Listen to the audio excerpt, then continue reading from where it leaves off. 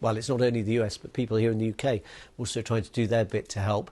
One of them is Dr. Nilesh Parmar, who's been raising funds to be sent to India. Dr. Parmar, thanks very much for coming on to talk to us about what's going on. First of all, you have a family connection with India, and so in a sense you're hearing a little bit more about what's going on through that connection. What can you tell us? Yes, thank you very much for having me on. So I'm obviously of Indian ancestry. Both my parents are Indian.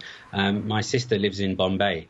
So not only have I been seeing the images on mainstream media, I've also been receiving daily updates from her as to what's really going on the ground. And what is it you're trying to do? So I think one of the issues we have is the British Asians, and especially the healthcare professionals, we really do want to help. I think one of the concerns is that if we donated money, where will that money go, and would it end up into the hands of the people who really need it? So because I have a close family member in India, we've managed to identify some charities who we know are doing first-hand exceptional work. So I've opened up a GoFundMe page here aimed at UK healthcare providers, and we aim to donate money to charities in India in a grassroots level to try and make a difference. And you're finding a good response so far? It's actually been quite incredible. I'm very proud of everyone who's contributed, actually. We started with a target of £5,000. We reached that in about 36 minutes. We then reached £10,000 within 3 hours. And less than 24 hours later, we're approaching the third target of £15,000. But I mean, that's terrific. But I'm interested in the point you were making about your concern about where money goes, and therefore you want to, use your assisted to identify charities and organisations in Mumbai, which will then use the money. You can be confident where the money is going.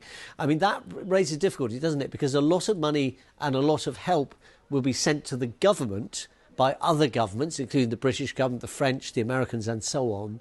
But you just worry a little bit about what, unless it's physical things, what may happen to some of that. Correct, yeah, and that's also coming from residents in Bombay as well, and that's why the emphasis for us is to work with charities whom we know are doing exceptional work, and there's a lot of transparency as to where and what is done with the money that we donate, and I think that's a concern for anybody who donates money to charity.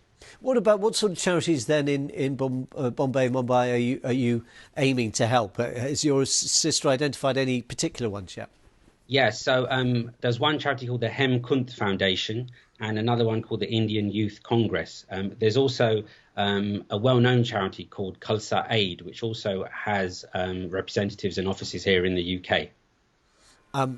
Final brief question. This help could be required for quite a long time to come now. Are you worried, and is your sister worried, that maybe things will get worse before they get better?